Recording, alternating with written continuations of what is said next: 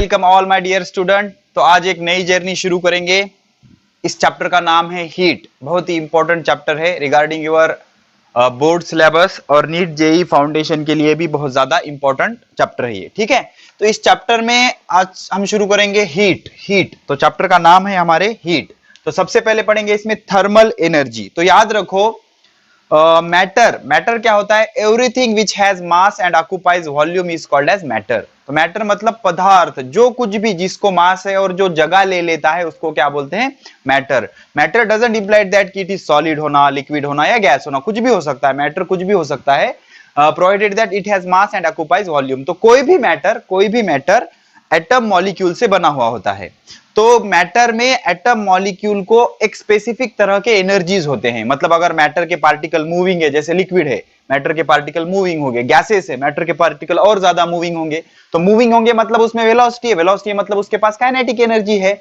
या फिर कई मैटर में एटम को या मॉलिक्यूल को कुछ एक स्पेसिफिक पोजीशन होती है और स्पेसिफिक पोजीशन की वजह से अंदर जो कुछ भी एनर्जी होगी that energy is called as potential energy. तो किसी भी मैटर में काइनेटिक एनर्जी और पोटेंशियल एनर्जी होती है उनके एटम और मॉलिक्यूल को। तो इन एटम और मॉलिक्यूल के सब काइनेटिक एनर्जी और पोटेंशियल एनर्जी के एडिशन से मिलती है total energy. So this total energy is called as thermal energy. उसको क्या बोला जाता है? Thermal energy. तो थर्मल एनर्जी क्या होता है? पार्टिकल्स ऑफ मैटर के जो पार्टिकल होते हैं, कौन कौन से हो सकते हैं? एटम हो सकते हैं, मॉलिक्यूल्स हो सकते हैं। Okay, possess potential energy and kinetic energy. तो उन पार्टिकल को क्या होती है? पोटेंशियल एनर्जी और काइनेटिक एनर्जी होती है। पोटेंशियल एनर्जी किस वजह से होगी? स्पेसिफिक पोजीशन की वजह से होगी। और काइनेटिक एनर्जी किस वजह से होगी? उसके वेलोसिटी की वजह से होगी। अगर पार्टिकल मूविंग है, उनके पास वेलोसिटी है, तो उसके पास काइनेटिक एनर्जी होगी। तो इन दोनों का एडिशन कर दोगे तो टोटल एनर्जी आ जाएगा।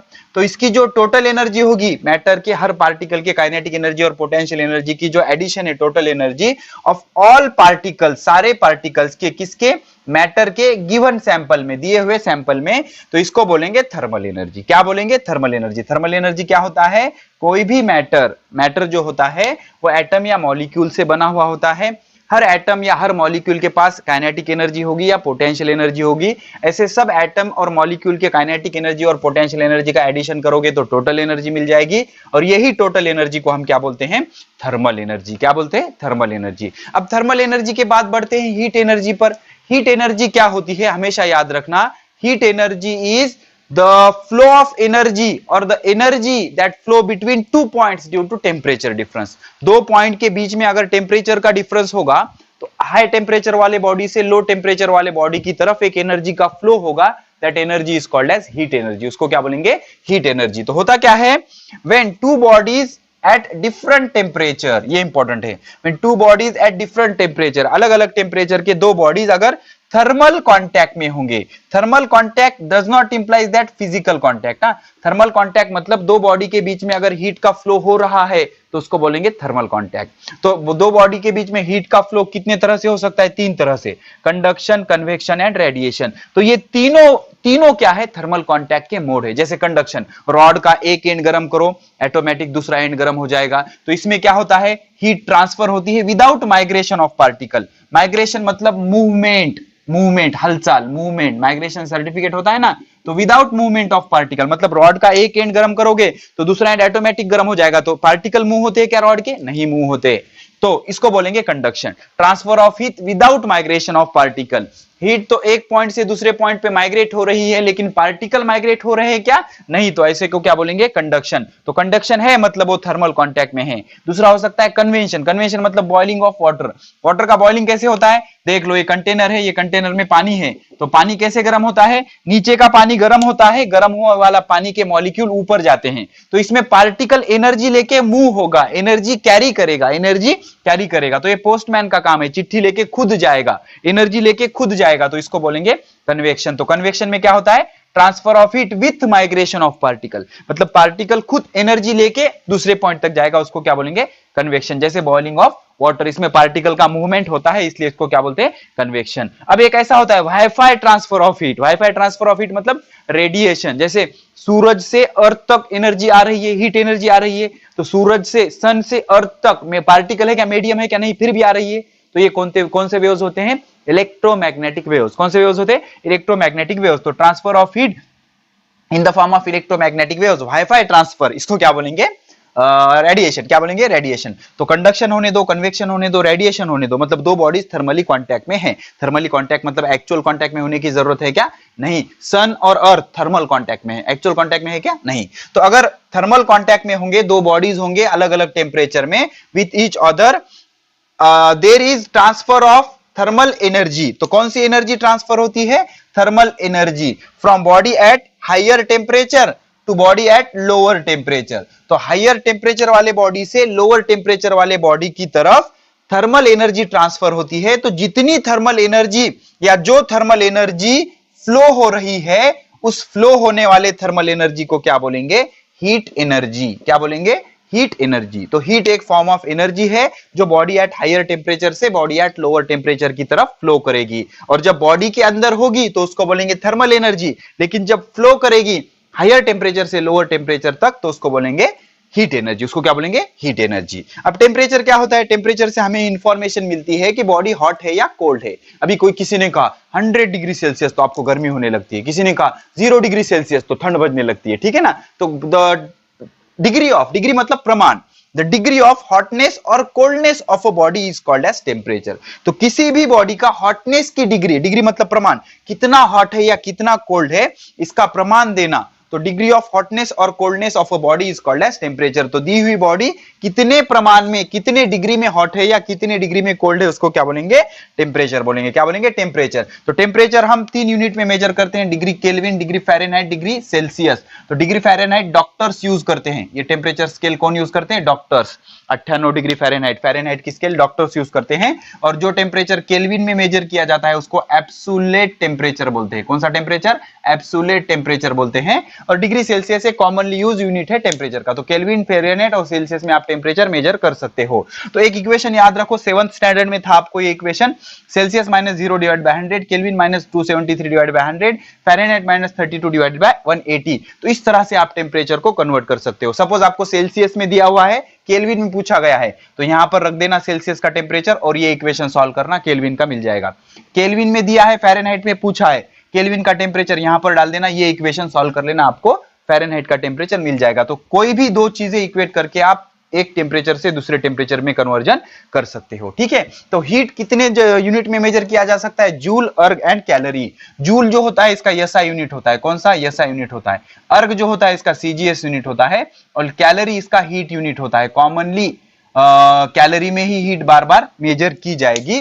तो जूल टू अर्ग कैसे कन्वर्ट करोगे आप? जूल टू अर्ग करोगे 10⁻7 से मल्टीप्लाई करके, और ऐसे ही अर्ग टू जूल क्या करोगे? फिर 10⁻⁻7 से मल्टीप्लाई करोगे। एक जूल मतलब 10⁻7 अर्ग होता है, एक अर्ग इज इक्वल टू 10⁻⁷ जूल होता है। ओके, अब कैलोरी टू जूल कैसे कन्वर्ट करोगे? एक कैलोरी में 4.18 जूल होता है। एक कैलोरी में, इसकी डेफिनेशन देखेंगे हम आगे, एक कैलोरी में 4.18 जूल होता है, ठीक है। तो हमने इस यहां पर क्या क्या कवर कर लिया? Thermal energy. थर्मल एनर्जी क्या होता है? कोई भी मैटर, मैटर मतलब क्या? Everything which has mass and occupies volume. तो ऐसा कुछ भी, सॉलिड रहने दो, लिक्विड रहने दो या गैस रहने दो, एटम या मॉलिक्यूल से बना है, उनके सब में एक तो काइनेटिक एनर्जी होगी या पोटेंशियल एनर्जी होगी। सब एटम्स या मॉलिक्यूल के काइनेटिक एनर्जी और पोटेंशियल एनर्जी के एडिशन से मिलेगी टोटल एनर्जी। तो सारी टोटल एनर्जी एटम के पार्टिकल, एटम में या मॉलिक्यूल में कितनी है, मैटर के सारे एटम या मॉलिक्यूल में कितनी काइनेटिक एनर्जी या पोटेंशियल एनर्जी है, सबके एडिशन को बोलेंगे थर्मल एनर्जी। तो दो बॉडीज को अलग अलग टेम्परेचर के एक दूसरे से थर्मली कनेक्ट करोगे, कंडक्शन, कन्वेक्शन या रेडिएशन से, तो हायर टेम्परेचर से लोअर टेम्परेचर तक जो थर्मल एनर्जी फ्लो करेगी, that flowing thermal energy is called as heat energy. और टेम्परेचर क्या होता है? द डिग्री ऑफ हॉटनेस और coldness of a body is called as temperature. Temperature आप केल्विन, फ़ारेनहाइट, सेल्सियस में मेजर कर सकते हो, और एक दूसरे में कन्वर्ट करने के लिए इक्वेशन से आप आराम से सेल्सियस का केल्विन में, केल्विन का फ़ारेनहाइट में, फ़ारेनहाइट का सेल्सियस में, कोई भी कन्वर्जन इस फॉर्मूले से कर सकते हो। हीट एनर्जी के जूल, अर्ग और कैलोरी ये 3 यूनिट है, और एक जगह से दूसरे जगह तक हीट जाने के 3 कंडीशन है। एक तो कंडक्शन से हो सकता है, कन्वेक्शन से हो सकता है, रेडिएशन से हो सकता है। कंडक्शन मतलब हीटिंग ऑफ रॉड, सोच लेना, रॉड का एक एंड गर्म करोगे, दूसरा एंड ऑटोमेटिक गर्म हो जाएगा, मतलब पार्टिकल मूव हो रहे हैं क्या? नहीं, विदाउट माइग्रेशन ऑफ पार्टिकल अगर हीट ट्रांसफर हो रही है, दैट इज कंडक्शन। अब बॉइलिंग ऑफ वाटर की प्रोसेस समझ लेना, नीचे का पानी गर्म होकर ऊपर आता है तो पार्टिकल खुद एनर्जी लेके जा रहा है, that is called as convection. और इलेक्ट्रोमैग्नेटिक वेव्स के फॉर्म में अगर हीट एक जगह से दूसरी जगह जा रही है तो that is radiation, that is we receive heat from sun in the form of radiations.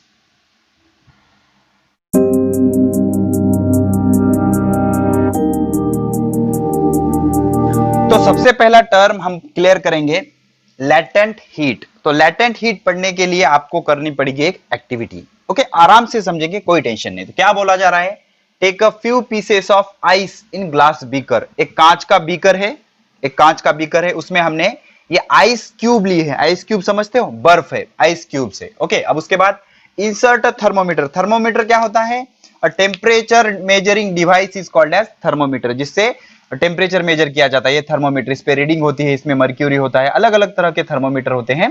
तो ये टेम्परेचर मेजर करता है। Okay, to measure the temperature. तो थर्मोमीटर क्या करना है, एक ग्लास का कंटेनर लिया, उसमें आइस क्यूब्स डाले, उसमें थर्मोमीटर इंसर्ट किया, किसके लिए, टेम्परेचर मेजर करने के लिए।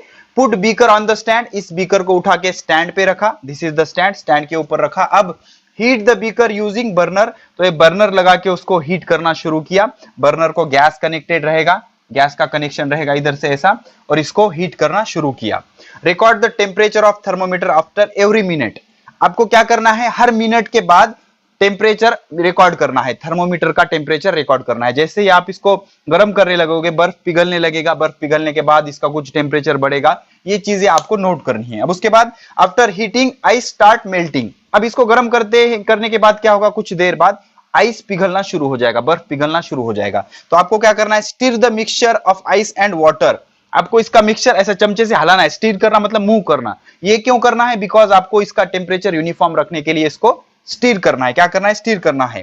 Continue the heating. आपको हीटिंग कंटिन्यू करना है, कंटिन्यू रखना है heating. Draw the graph of temperature versus time. तो आपको क्या करना है, टेम्परेचर वर्सेस टाइम। आप दो चीजें मेजर करोगे, एक तो आप टेम्परेचर मेजर करोगे और आप टाइम मेजर करोगे। जब आपने एक्सपेरिमेंट करना शुरू किया था तब आपका टाइम कितना था, 0। टेम्परेचर कितना था, 0। अब कुछ देर बाद टाइम बढ़ने लगा, आपने टाइम मेजर किया 2 मिनट, तो टेम्परेचर आया 0। टाइम मेजर किया 4 मिनट, तो टेम्परेचर आया 0। तो पहला देखो ग्राफ कैसा आया, शुरू का ए से बी तक का पहला पॉइंट 0 0, 2 मिनट तक टेम्परेचर 0, 4 मिनट तक टेम्परेचर 0। अब 4 मिनट के बाद टाइम हो गया 6 मिनट, टेम्परेचर बढ़ने लगा 1 डिग्री सेल्सियस। फिर हो गया 8 मिनट, टेम्परेचर बढ़ने लगा। तो ऐसे आपने टाइम वर्सेस टेम्परेचर दोनों का रिकॉर्ड किया, बहुत देर तक के लिए रिकॉर्ड किया। ये चीज बहुत देर तक आपने रिपीट की, तो आपने ग्राफ प्लॉट किया, तो ये ग्राफ कुछ इस तरह से आया, A to B, B to C, C to D। अब इसके बाद एक्सप्लेन करेंगे कि ये ग्राफ ऐसे क्यों आया। तो प्रोसीजर समझ में आई। आपको क्या करना है, एक कंटेनर लेना है, कंटेनर में आइस क्यूब्स लेना है, बर्फ लेना है, उसमें एक थर्मोमीटर इंसर्ट करना है जो टेम्परेचर मेजर करेगा। बर्नर लगा के इसको गर्म करना है, गर्म करने से ये पिघलने लगेगा। क्या होता है, ये चीजें आपको नोट करनी है। तो ये पिघलने लगेगा, फिर इसका टेम्परेचर बढ़ने लगेगा। तो आपने क्या किया, टाइम मेजर किया और टेम्परेचर मेजर किया, और टाइम और टेम्परेचर की जो रिकॉर्डिंग थी, जो रिकॉर्ड था आपका, उसका ग्राफ प्लॉट किया, तो ग्राफ कुछ इस तरह से आया। अब ये ग्राफ ऐसा क्यों आया, ये हम एक्सप्लेन करेंगे।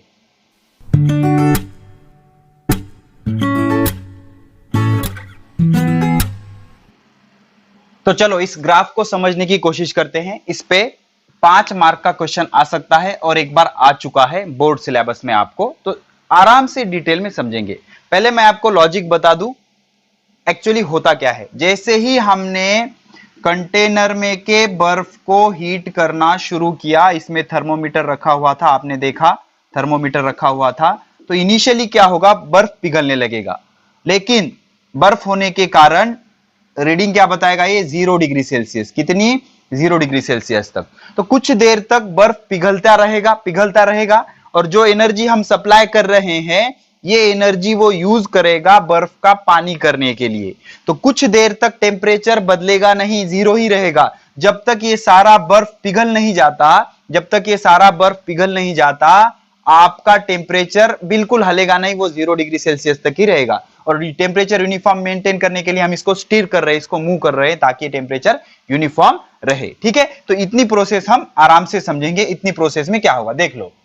इन this graph the line AB represents conversion of ice into water. तो जो इनिशियल पार्ट है, मतलब हमने क्या किया, टाइम मेजर किया, टेम्परेचर मेजर किया, तो 4 मिनट तक टेम्परेचर बिल्कुल चेंज नहीं हुआ, हमारी हीटिंग चालू थी। तो 4 मिनट तक हमने जो हीट दी वो कहां गई, 4 मिनट तक हमने जो उसको हीट दी, उस बर्फ ने यूटिलाइज की पानी में कन्वर्ट होने के लिए। तो याद रखो, जब भी आप बॉडी को हीट दोगे तो बॉडी के साथ या मैटर के साथ दो चीजें हो सकती हैं।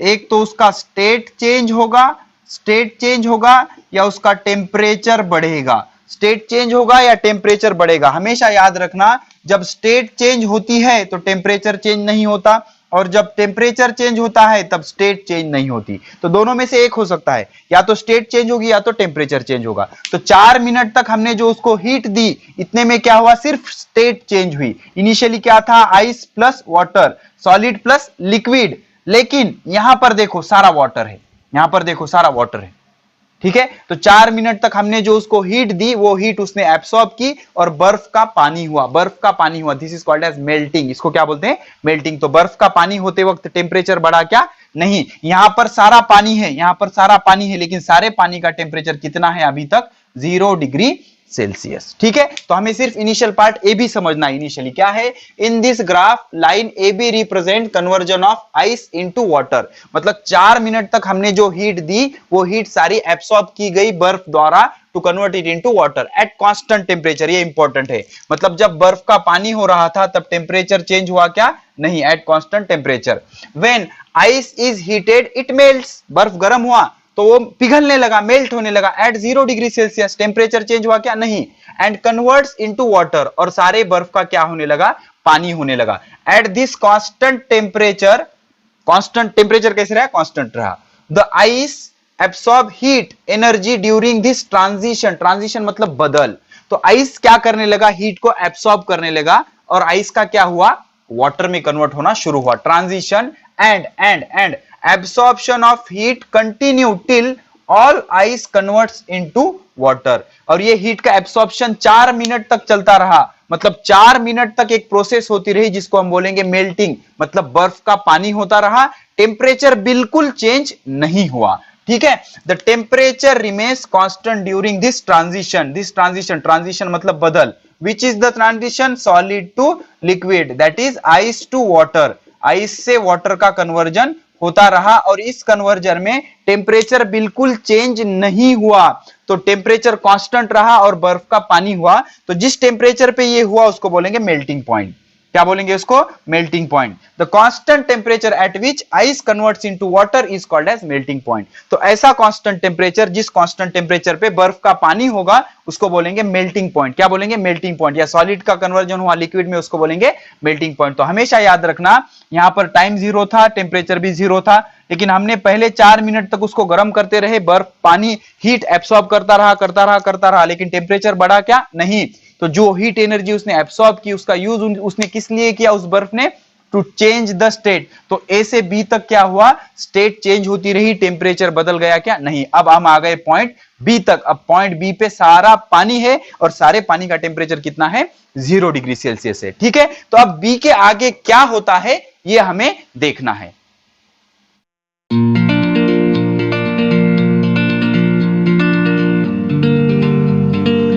अब ए से बी तक एग्जैक्टली हुआ क्या?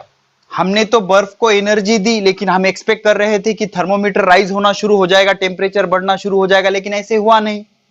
तो हमने जो एनर्जी दी वो गई कहां पे? कहां पर वो यूटिलाइज हुई? देख लो।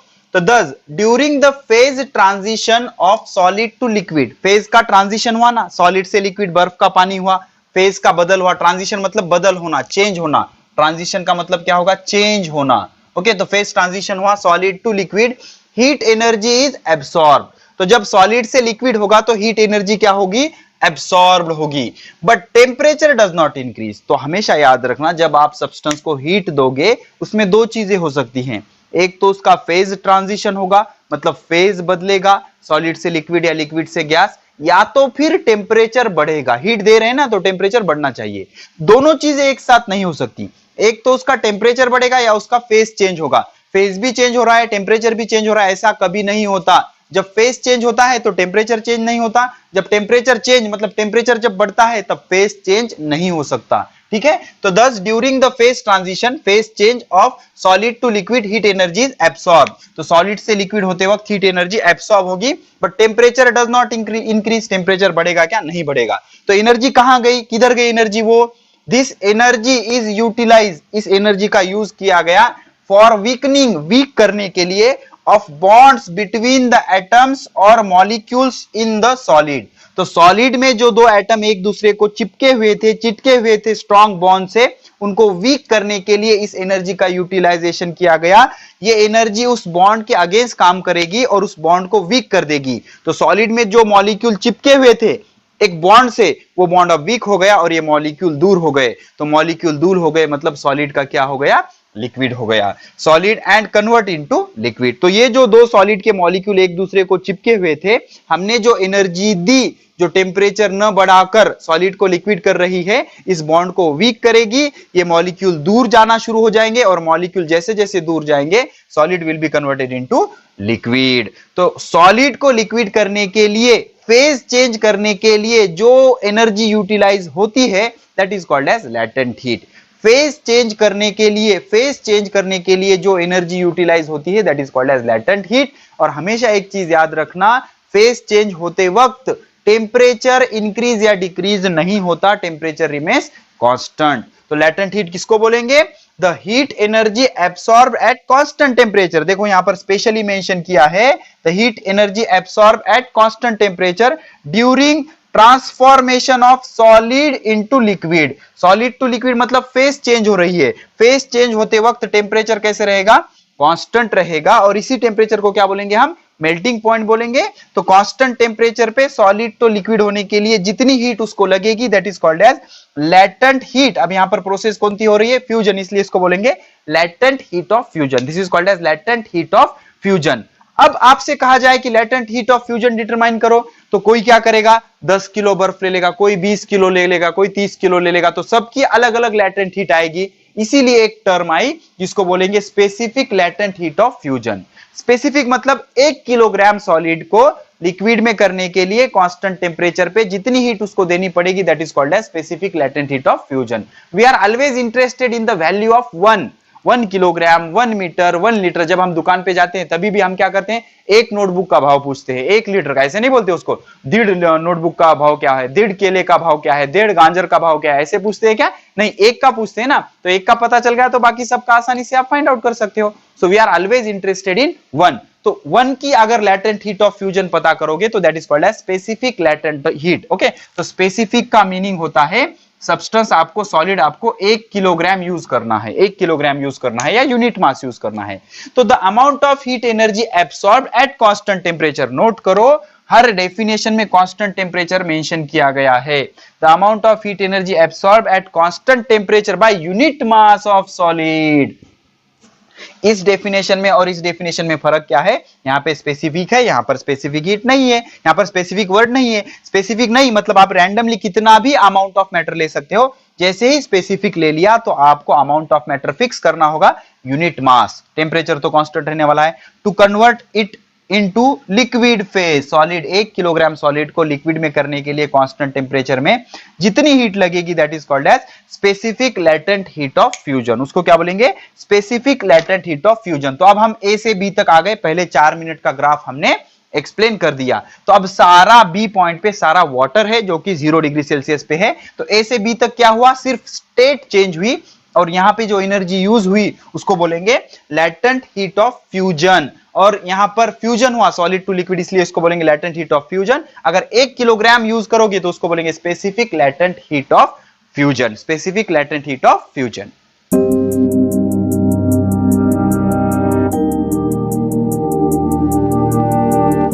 अब आराम से समझो specific latent heat of fusion का मतलब क्या होता है। आइस के लिए स्पेसिफिक लैटेंट हीट है 80 कैलोरी पर ग्राम, मतलब 1 ग्राम आइस को वाटर में कन्वर्ट करने के लिए 80 कैलोरी हीट लगेगी आपको। और नोट करना आइस का टेम्परेचर भी 0 रहेगा, वाटर का टेम्परेचर भी 0 रहेगा, टेम्परेचर चेंज होगा क्या, नहीं। ऐसे ही 1 ग्राम कॉपर को सॉलिड से लिक्विड करने के लिए 49 कैलोरी हीट लगेगी। 1 ग्राम गोल्ड को सॉलिड से लिक्विड करने के लिए 15.3 कैलोरी हीट लगेगी। समझ में आया। तो ये एप्लीकेशन होता है specific latent heat of fusion का। फ्यूजन मतलब सॉलिड से लिक्विड होना, स्पेसिफिक मतलब 1 किलोग्राम और लैटेंट हीट मतलब फेज चेंज होते वक्त टेम्परेचर कांस्टेंट रखते हुए जितनी हीट की जरूरत होती है उसको बोलते हैं लैटेंट हीट। ठीक है, अब हम आ गए पॉइंट बी तक। अब क्या हो गया, once all ice is transform into water. अब ए से बी तक टेम्परेचर बिल्कुल नहीं बढ़ा, सारे आइस का कन्वर्जन हुआ वाटर में, तो पूरा पानी बर्फ क्या हो गया, पानी बन गया। पॉइंट बी तक हम आ गए। The temperature of water start rising, अब सारा पानी हो गया, अब again you continue heating the water, अब क्या होगा, इसका टेम्परेचर बढ़ना शुरू होगा। तो जब टेम्परेचर बढ़ेगा तो पूरा वाटर है, पूरा लिक्विड है, तो स्टेट चेंज हो रही है क्या, नहीं। Once all ice is transform into water, एक बार पूरा बर्फ पानी हो गया, the temperature of water start rising. अब पॉइंट बी से टेम्परेचर बढ़ना शुरू होगा, धीरे धीरे धीरे धीरे धीरे टेम्परेचर बढ़ेगा। कब तक बढ़ेगा, rising, it increases up to 100 degree Celsius. कहां तक बढ़ा ये, 100 डिग्री सेल्सियस तक। अब 100 डिग्री सेल्सियस पे एक और फेज ट्रांजिशन होगा। देखो यहां पर एक फेज ट्रांजिशन हुआ, यहां पर एक फेज ट्रांजिशन हुआ, जब टेम्परेचर चेंज नहीं हुआ, जीरो ही रहा। अब यहां पर सारा बर्फ था, यहां पर सारा पानी है। अब ये पानी का टेम्परेचर बढ़ने लगा, बढ़ने लगा, बढ़ने लगा, बढ़ने लगा, यहां तक बढ़ा। अब जैसे ही 100 डिग्री सेल्सियस को उसने रीच किया, टच किया, बर्फ पानी का भाप बनना शुरू हुआ। Water start vaporising, water start vaporisation. Okay, कब तक बढ़ा, 100 डिग्री सेल्सियस तक। अब लाइन बीसी जो है, line BC in the graph represents rise in temperature. तो लाइन बीसी क्या इंडिकेट कर रही है, टेम्परेचर का बढ़ना। जो लिक्विड था उसका टेम्परेचर बढ़ रहा है, सारा स्टेट यूनिफॉर्म है। तो जब टेम्परेचर बढ़ रहा था तब स्टेट चेंज हो रही थी क्या, नहीं, ठीक है। तो line BC in graph represents rise in temperature, temperature बढ़ रहा है 0 से 100 तक of water from 0 degree Celsius to 100 degree Celsius. After that even if you supply the heat energy, temperature of water does not rise। तो यहां पर फिर से क्या हुआ, जब वो 100 को रीच किया, अब आप उसको हीट एनर्जी देना कंटिन्यू भी रखोगे तो यहां पर से 100 से आगे उसका टेम्परेचर नहीं बढ़ेगा। तो क्या होगा, the heat energy absorb by water. अब यहां पर जो वाटर, पानी हीट एनर्जी एब्सॉर्ब करेगा, that heat energy at this point is utilized to break the bond between atoms and molecules of liquid। तो अब जो देखो यहां पर क्या था, सॉलिड था, पॉइंट ए सॉलिड था, हमने एनर्जी दी, टेम्परेचर नहीं बढ़ा, बॉन्ड वीक हुए, लिक्विड हो गया।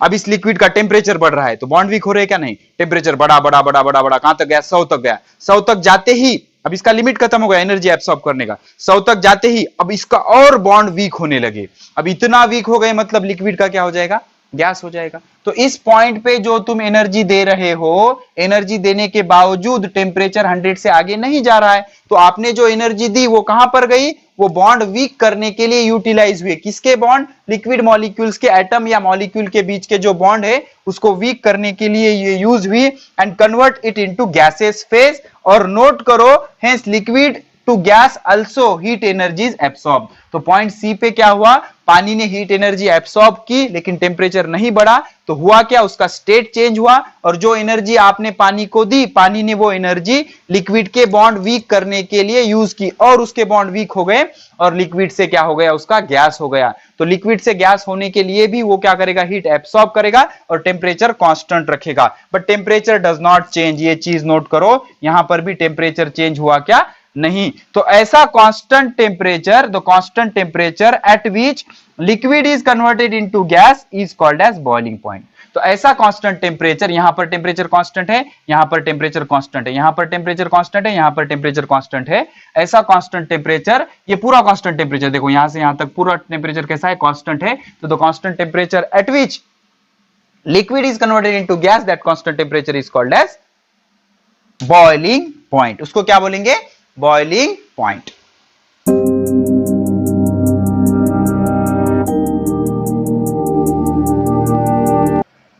Latent heat of vaporisation. तो देखो, the heat energy absorb at constant temperature, ये बहुत ज्यादा इंपॉर्टेंट है।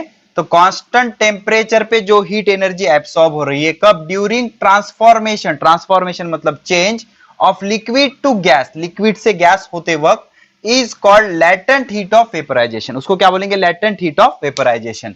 तो लिक्विड से गैस होते वक्त जितनी हीट एब्सॉर्ब हो रही है टेम्परेचर को कांस्टेंट रखते हुए, इसको बोलेंगे लेटेंट हीट ऑफ वेपराइजेशन। अब calculating latent heat of vaporisation does not have any use.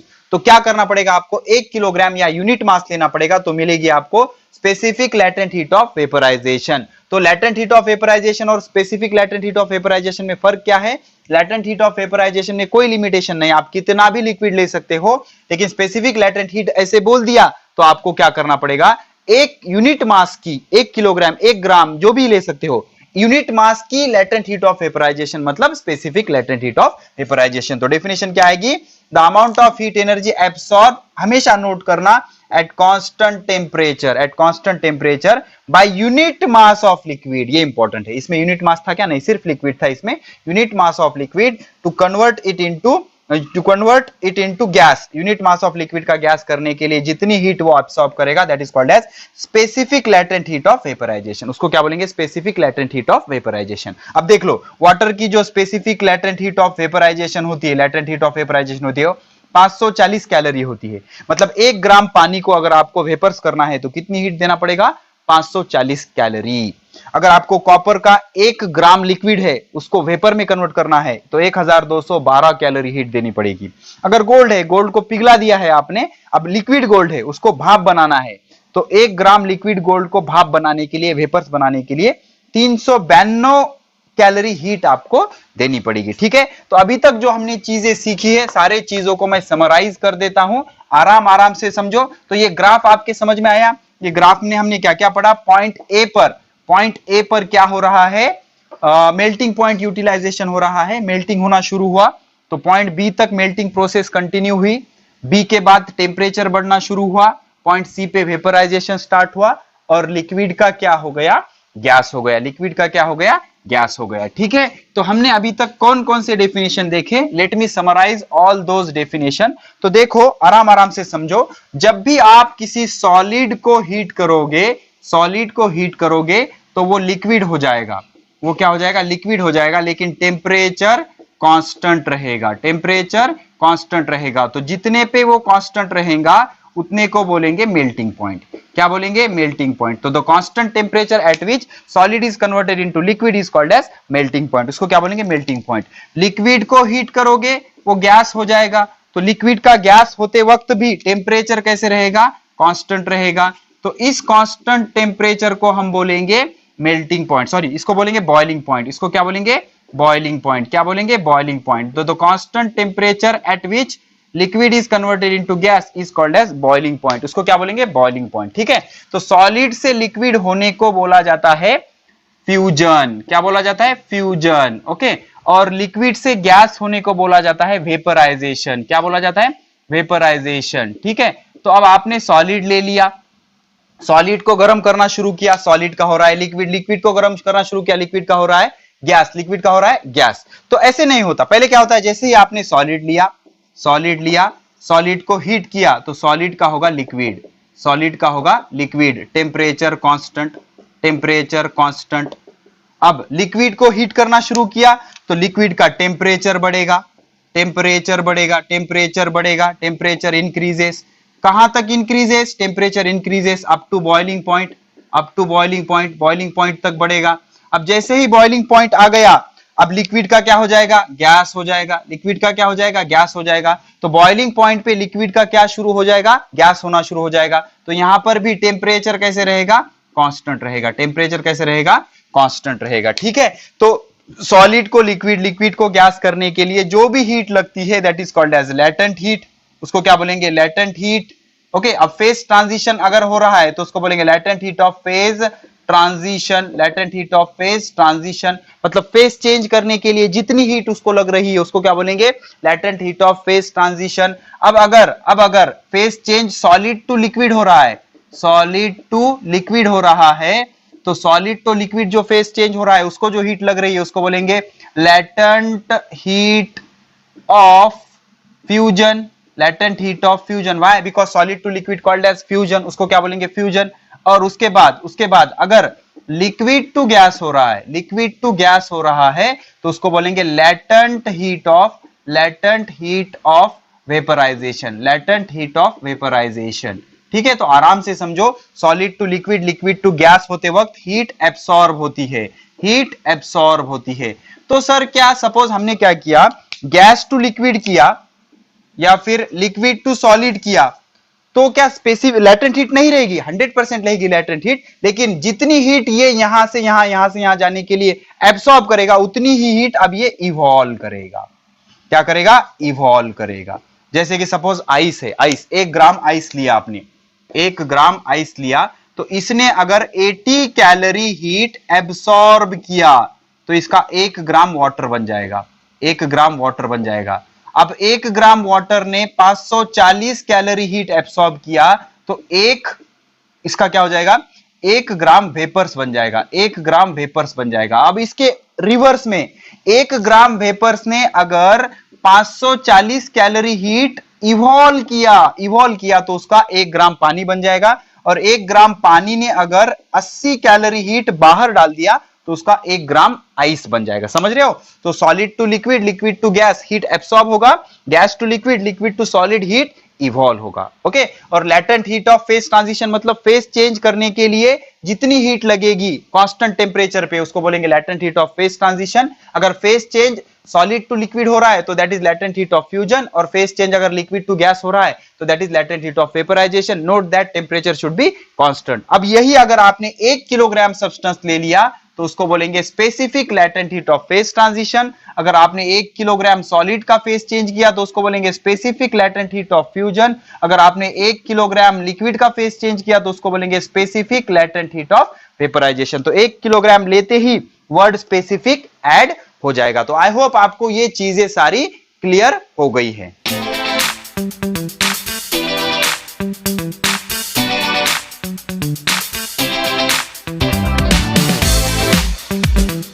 अब इसके बाद एक बहुत ही इंपॉर्टेंट फिनोमिनॉन हम पढ़ने वाले हैं जिसका नाम है रिजिलेशन। अब ये रिजिलेशन क्या होता है इसके लिए एक चीज समझ लो।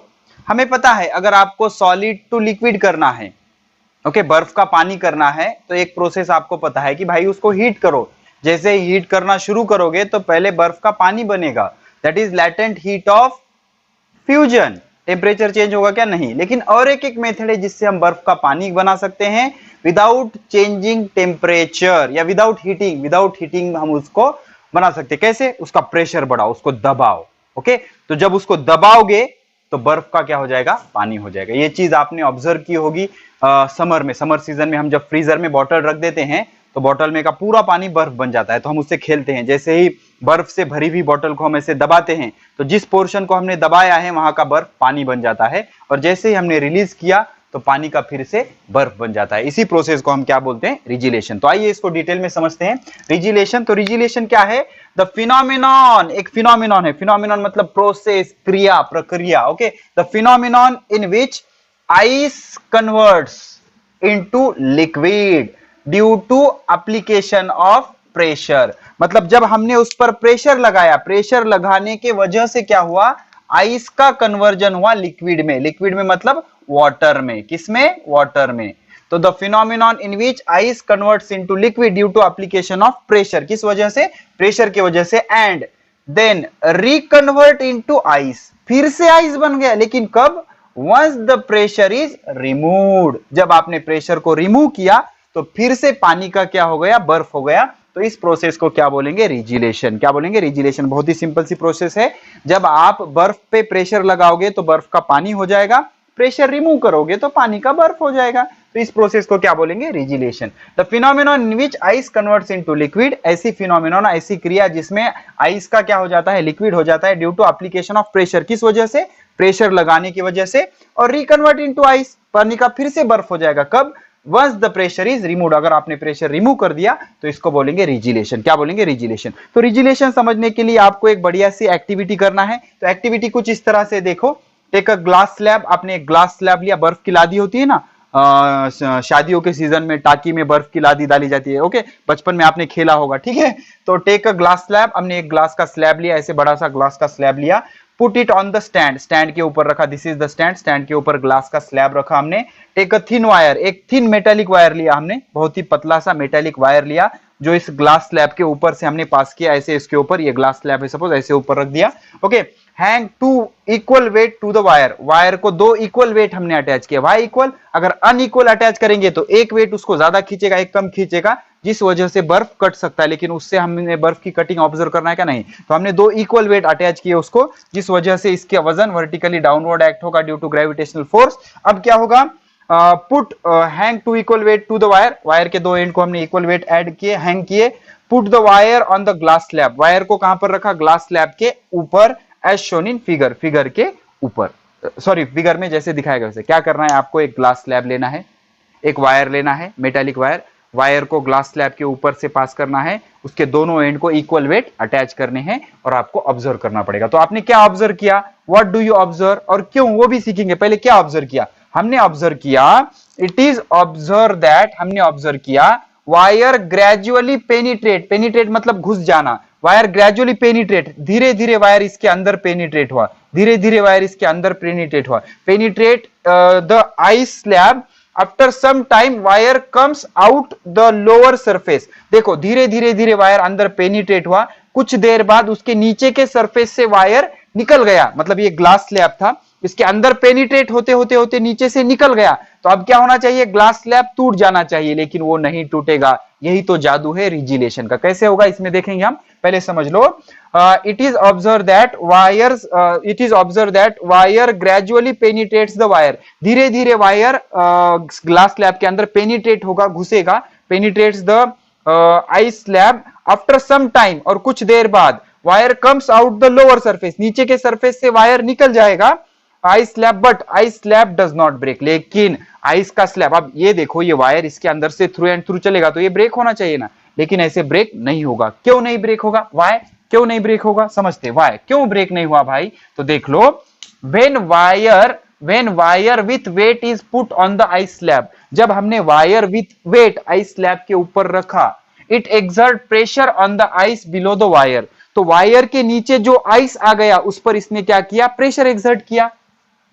ड्यू टू दिस, इस वजह से melting point of ice below the wire is lowered, तो प्रेशर लगाने के वजह से बर्फ के नीचे का, सॉरी वायर के नीचे का जो बर्फ है, वायर के नीचे का ये वाला, वायर के नीचे का जो बर्फ है उसका मेल्टिंग पॉइंट डिक्रीज हो गया, मेल्टिंग पॉइंट लोअर्ड हो गया, एंड सम आइस मेल्ट, और अब क्या हो गया? ये बर्फ पिघल गया, इसका मेल्टिंग पॉइंट कम हुआ, जो आइस वायर के नीचे है उसका मेल्टिंग पॉइंट कम हो गया और वो आइस पिघल गया, सम आइस मेल्ट, पिघल गया, and wire pass through the water so form, अब बर्फ पिघल गया तो उसका पानी बन गया। अब जैसे ही पानी बन गया तो वायर उस पानी के अंदर पास हो जाएगा, मतलब वायर नीचे आ जाएगा। अब वायर नीचे आने के बाद क्या हो गया? Now the water above the wire is no longer under the pressure and therefore it refreezes. तो अब क्या होगा? जैसे ही आपने वायर डाला, वायर के नीचे के बर्फ पे प्रेशर एक्सर्ट हुआ, उसका मेल्टिंग पॉइंट लोअर हुआ, बर्फ का पानी हो गया, बर्फ का पानी होते ही वायर अंदर चला गया और पानी ऊपर आ गया। जैसे ही पानी ऊपर आ गया, अब वो पानी अंडर प्रेशर है क्या? नहीं, तो उस पानी का क्या हो जाएगा? फिर से बर्फ हो जाएगा। ओके, तो now the water above the wire, पानी ऊपर आ गया ना, water above the wire no longer under pressure, अब उस पे प्रेशर रहा क्या? नहीं, एंड देयरफॉर इट रिफ्रीजेस, फिर से क्या हो गया? वो फ्रीज हो गया, फिर से वो फ्रीज हो गया। तो पानी ऊपर आ गया, फ्रीज हो गया, अटैच हो गया, फ्रीज हो गया। अब once again the ice below the wire, अब यहां पर है आपका वायर, यहां पर है, अब इसके नीचे का जो बर्फ है वो अंडर प्रेशर आ गया, ठीक है। Once again the ice below the wire melt and wire pass through it, अब फिर से क्या होगा? ये जो बर्फ है वो अंडर प्रेशर होगा, प्रेशर डालने से मेल्टिंग पॉइंट कम हो जाएगा, फिर से वो पिघल जाएगा, उसका पानी हो जाएगा, फिर से वायर उसमें डूब जाएगा, पानी ऊपर आ जाएगा। पानी जैसे ही ऊपर आ गया, अब ये पानी अंडर प्रेशर नहीं रहेगा और इसका मेल्टिंग पॉइंट फिर से बढ़ जाएगा और ये रिफ्रीज हो जाएगा, रिफ्रीज हो जाएगा, तो फिर से ये नीचे चला गया, ये फ्रीज हो गया। ये प्रोसेस रिपीट होगी, नीचे जाना, पानी ऊपर आना, फ्रीज हो जाना। बर्फ, वायर जैसे ही जाएगा, जो बर्फ है उस पे प्रेशर डालेगा, प्रेशर डालते ही बर्फ का जो होगा मेल्टिंग पॉइंट कम हो जाएगा, बर्फ पिघल जाएगा, उसका पानी बन जाएगा, पानी बनते ही वायर उसमें डूब जाएगा, पानी ऊपर आ जाएगा, अब प्रेशर नहीं रहेगा, प्रेशर नहीं रहेगा तो मेल्टिंग पॉइंट बढ़ जाएगा और फिर से उसका बर्फ हो जाएगा। तो ऐसे धीरे धीरे धीरे वायर नीचे जाते जाएगा, पानी ऊपर आते जाएगा, पानी का क्या बर्फ होता जाएगा। इस तरह से पूरा wire through and through pass होने के बावजूद भी ये ब्रेक होगा क्या? नहीं। Once again the ice below the wire melt and wire pass through it, पानी पिघल गया, उसमें से वायर पास हो गया, एंड द प्रोसेस कंटिन्यू, यही प्रोसेस कंटिन्यू होती रहेगी। फिर in this way due to the alternate melting of ice and freezing of water, तो जब प्रेशर लगा था मेल्टिंग पॉइंट कम हुआ था, बर्फ का पानी हुआ था, पानी होते ही वो डूब गया, पानी ऊपर आ गया, प्रेशर कम हो गया, मेल्टिंग पॉइंट बढ़ गया, मेल्टिंग पॉइंट बढ़ते ही पानी का फिर से आइस हो गया, ये प्रोसेस रिपीट होते रहेगी। The wire cuts right through the block, wire cut होते होते होते होते ब्लॉक में से आर पार चले जाएगा, ऑफ आइस लीविंग, पीछे छोड़ना, लीविंग मतलब छोड़ना, लीविंग द ब्लॉक इंटैक्ट, मतलब ब्लॉक कट होगा क्या, नहीं, तो ब्लॉक कट नहीं होगा, फिर भी वायर इसमें से पास हो जाएगा, तो इस फिनोमिनन को क्या बोलते हैं, रिजिलेशन। तो रिजिलेशन की वजह से वायर थ्रू एंड थ्रू पास हो गया, लेकिन मेटेलिक स्लैब कट हुआ क्या, नहीं कट हुआ।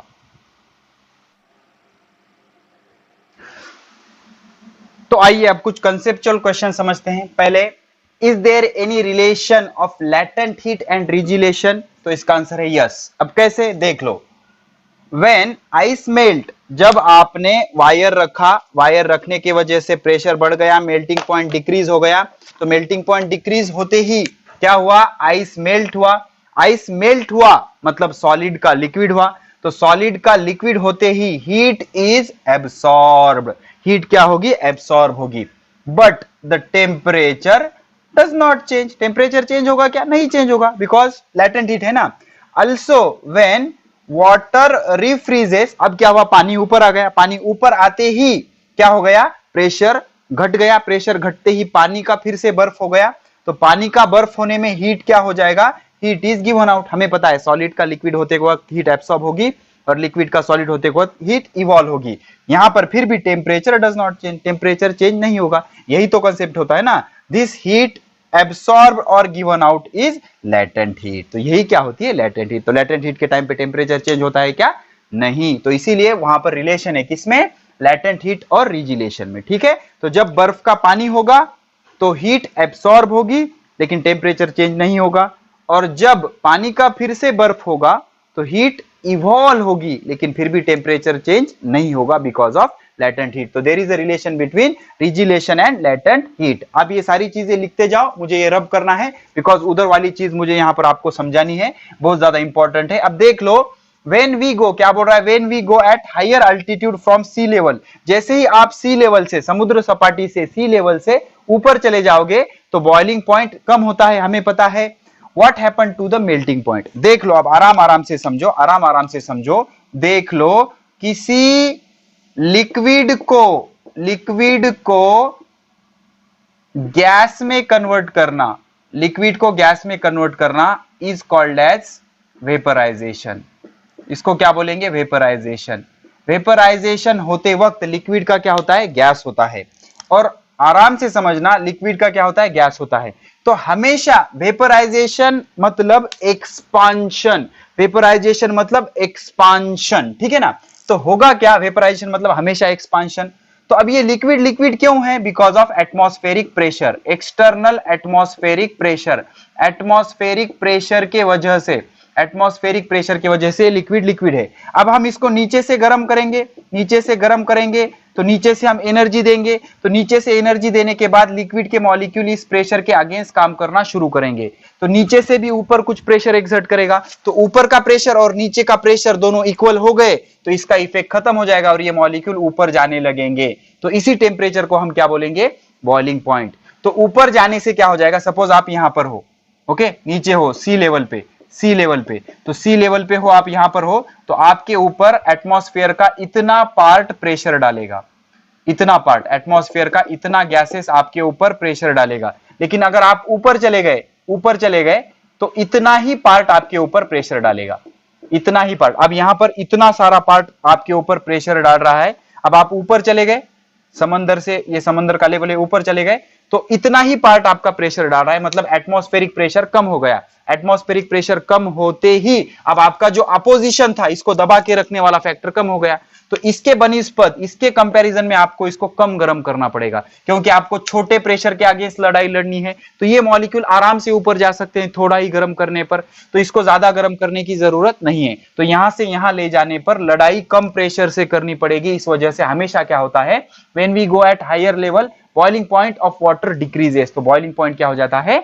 डिक्रीज हो जाता है, ऊपर जाने से कम गर्म करना पड़ेगा, बॉइलिंग पॉइंट कम हो जाएगा। What happen to the melting point, अब हमेशा याद रखो बॉइलिंग मतलब हमेशा एक्सपांशन ही होता है, लेकिन मेल्टिंग मतलब हमेशा एक्सपांशन नहीं होता, मेल्टिंग मतलब हमेशा एक्सपांशन नहीं होता, ठीक है। तो मेल्टिंग क्या होता है देख लो, मेल्टिंग तो कई बार मेल्टिंग क्या होता है, कई बार as we go at higher than sea level melting point of solid which expand on melting, कुछ सॉलिड क्या होते हैं मेल्टिंग पर एक्सपांड होते हैं, तो हम क्या करेंगे मेल्टिंग पर एक्सपांड होने वाले सॉलिड लेंगे। तो मेल्टिंग पर एक्सपांड होना है, तो यहां पर सॉलिड है, यहां पर सॉलिड है, तो यहां पर इतना एटमॉस्फेयर इस पे प्रेशर डाल रहा है, मतलब इसको दबा के रख रहा है, और यहां पर सिर्फ इतना ही एटमॉस्फेयर इस पे प्रेशर डाल रहा है, बिकॉज हम नीचे से ऊपर चले गए, मतलब ये इसको दबा रहा है और ये इसको दबा रहा है, तो ये इसको ज्यादा दबाएगा, ये इसको ज्यादा दबाएगा। अगर आप इसको फैलाना चाहते हो तो इसको ज्यादा गर्म करना पड़ेगा, ज्यादा गर्म करना पड़ेगा, तो इसको ज्यादा गर्म करना पड़ेगा, मतलब इसका मेल्टिंग पॉइंट कैसे होगा, ज्यादा होगा, बिकॉज ये एक्सपांड होता है ना, इसको एक्सपांड करना है, लेकिन ये इसको दबा रहा है। अब इसको हम ऊपर लेके चले गए, ऊपर लेके चले गए, अब जैसे इसको ऊपर लेके चले गए, ये आसानी से एक्सपांड हो जाएगा, इतना गर्म करने की जरूरत नहीं होगी, बिकॉज यहां पर इतना ही प्रेशर है, तो ऊपर जाने पर इसका मेल्टिंग पॉइंट डिक्रीज हो जाएगा। तो जो एक्सपांड होगा प्रेशर कम होने के कारण एक्सपांशन के लिए मदद हो जाएगी। यहां से यहां जाने का मीनिंग क्या है, प्रेशर कम हो गया मतलब एक्सपांशन को मदद होगा। यहां पर मेल्टिंग मतलब एक्सपांशन है, तो एक्सपांशन को प्रेशर कम होना मदद करेगा और आपका मेल्टिंग पॉइंट क्या हो जाएगा, डिक्रीज हो जाएगा। लेकिन कुछ सॉलिड ऐसे होते हैं जो कॉन्ट्रैक्ट होते हैं मेल्टिंग पर। तो देख लो अब यहां पर कॉन्ट्रैक्टिंग इजी होगी, बिकॉज यहां पर इसको दबाना है, प्रेशर कैसे होगा, ज्यादा होगा, लेकिन यहां पर प्रेशर कम होगा। तो आपको अगर उसको कॉन्ट्रैक्ट करना है, यहां पर मेल्टिंग मतलब क्या है, मेल्टिंग मतलब कॉन्ट्रैक्ट है, तो यहां पर कॉन्ट्रैक्ट करना इजी होगा या यहां पर कॉन्ट्रैक्ट करना इजी होगा। देखो ना, यहां पर प्रेशर ज्यादा है, तो जब नीचे थे तो प्रेशर ज्यादा था, ऑलरेडी वो दबा रहा था, तो आपको थोड़ा ही दबाना पड़ेगा उसको, तो यहां पर कॉन्ट्रैक्ट करना इजी होगा। अगर आप उसको ऊपर लेके चले गए तो आपको कॉन्ट्रैक्ट करना मुश्किल हो जाएगा, बिकॉज यहां पर कम प्रेशर है, कम प्रेशर मतलब इसको ये कम दबाएगा, आपको और ज्यादा दबाना पड़ेगा, तो इससे क्या हो जाएगा, इसका मेल्टिंग पॉइंट इंक्रीज हो जाएगा, तो यहां पर मेल्टिंग पॉइंट बढ़ जाएगा। समझ में आया? तो यहां पर प्रेशर पॉजिटिव भूमिका निभाएगा, यहां पर निगेटिव।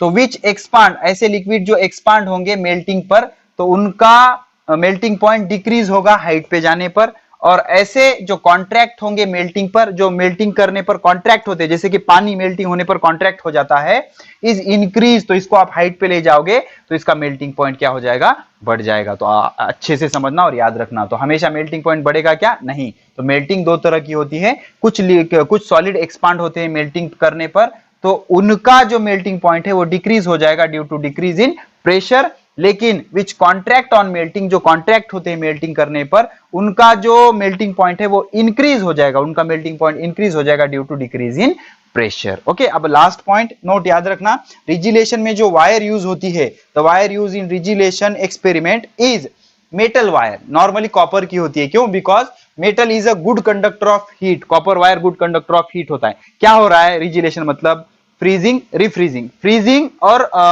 Melting, freezing melting. तो फ्रीजिंग के टाइम पे क्या होगा, हीट इज एब्सॉर्ब, और बॉइलिंग के मेल्टिंग के टाइम पे क्या होगा, हीट इज इवॉल्व, मेल्टिंग के टाइम पे हीट इज एब्सॉर्ब, फ्रीजिंग के टाइम पे हीट इज इवॉल्व। तो नीचे और ऊपर वाले पोर्शन में आपको हीट एक्सचेंज करना पड़ेगा, वायर के नीचे और वायर के ऊपर वाले पोर्शन में, तो हीट के एक्सचेंज करने के लिए आपको कंडक्टर लगेगा, ठीक है। The wire used in रिजिलेशन experiment is metal wire, normally copper, because metal is a good conductor of heat, metal क्या होते हैं, good conductor of heat, hence exchange of heat takes place between portion above and below the wire easily।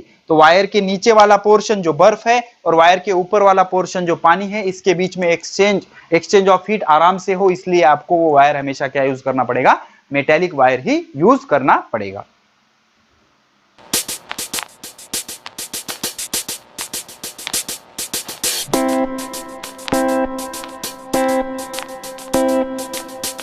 Quality online education के लिए visit करें हमारे YouTube channels Kota better science वाला, of physics, Facebook page the Hind group of institutions. Do not forget to like, subscribe and share our channels Kota better science वाला। wala and of physics, and also the Facebook page The Hind Group of Institution.